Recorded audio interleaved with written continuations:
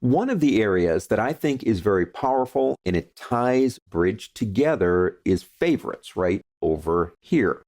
In favorites, when you open it for the first time, you're going to have some defaults. You're going to have computer.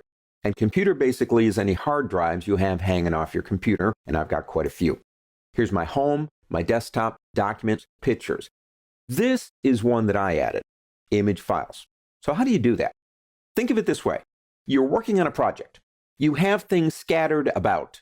So maybe you go into computer, and here's all your hard drives.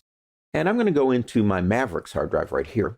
And I'm going to go into my users by double-clicking, into me, and go into desktop right here. I have a folder called Smart Sound. Now, it's got audio in it.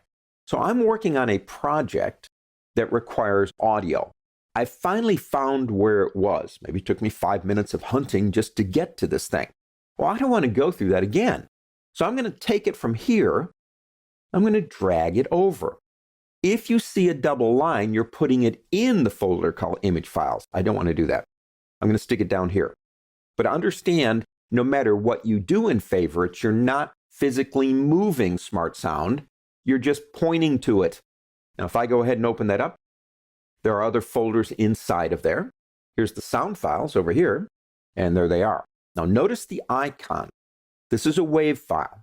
If I double-click on one, I can listen to it. It's going to play it through iTunes. However, don't forget, if you don't want iTunes for your WAV file, you can always go into your preferences. That's Edit on a Windows system, and it's Adobe Bridge on a Macintosh. And go into Preferences, go into File Types and Association, find WAV and change it. Up to you. So now I have those. But again, like I said, they're not moved. They're just there.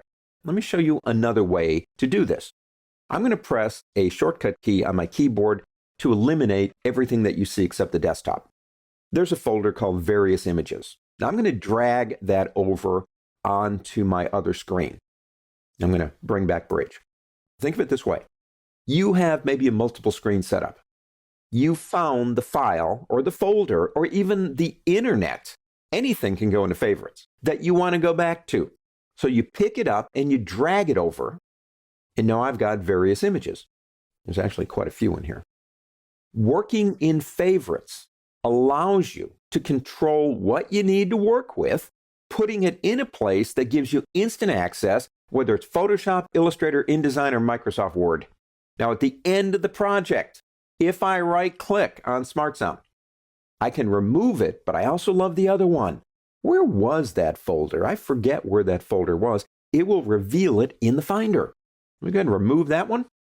Let's go ahead and remove this one. And there you go.